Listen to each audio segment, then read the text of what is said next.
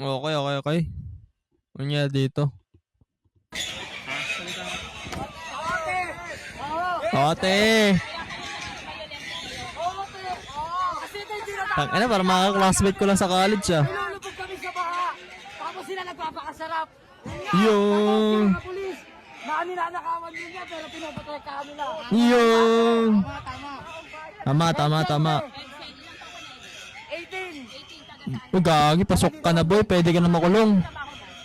So, may ate. Siomay. Okay yan, marangal. Mga vendors pala eh. Tama lang yan. Sila tayo hindi kumakalma, pinapaputok ka na kami. Pinapapunta ko na pala sila eh. Kaya pala eh. At gag... Bomba na lang ang bomba. Ayan, te. Teargas. Ayan, te. Teargas o ano? Flashbang. Ilan kami, te. Muntik tamaan. Oo nga. Sila ninanakawan din sila. Kami ninanakawan pero ganyan ginagawa. Oo nga. Diba, te? Pinagtatanggol nila ng mga korupsyon eh. Oo nga, ba't kasi pagtatagol yung korupsyon? Nagagalit talaga yung mga geng-geng eh. Hindi namin mabigyan, hindi kami umabot sa sa Pangulo. Sa ano?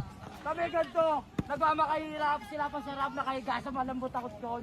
Puro real talk. Tangina nyo ah. Sila nasa mataas. Oo. Kami mga nasa baba. Kahit silipin nila kami hindi nila kami matatanong kasi sobrang taas sila. Kaya nga, tama. Kaya pala galit eh. Oo, gago. Ito nga isa metro. Yung mga ano. Nangyari dito. Nangyari dyan. Nagago, magbabato ng molotov. Ay, parang hindi pa rin sila marunong. Oo nga, walang organization to. Ano na to, biglaan lang talaga tong mga ano na to, grupong to. Masid daw. Ay, batang. Masid daw kasi may mga undercup dyan eh. Undercover cup. Yun na. Yari kayo dyan. Yun! Kagon, saya pala sumama dyan, no? Boy na boy yung pagkabataan mo kasi pag nawuli ka, kawawa ka din pa.